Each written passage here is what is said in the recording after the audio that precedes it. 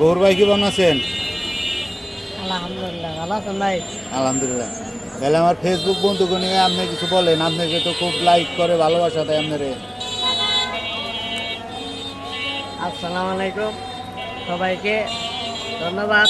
যারা সাইদুল ভাইয়ের ভিডিও দেখবেন, ভালো ভালো ভিডিও বানায় সাইদুল ভাই।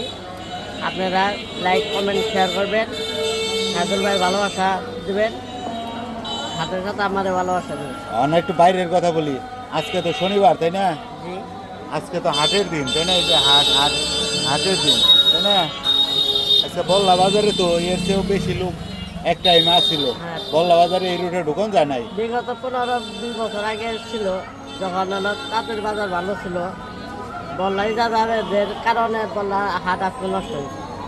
যেমন বাস, খাজনা, বিভিন্ন ধরনের জিনিসপাতি নিয়ে আসতো, তারা খাজনার আদায়ের জন্য, সেজন্য আজকে বল্লা হাট তারা কি খাজনার জন্য বেশি চাপ দিত?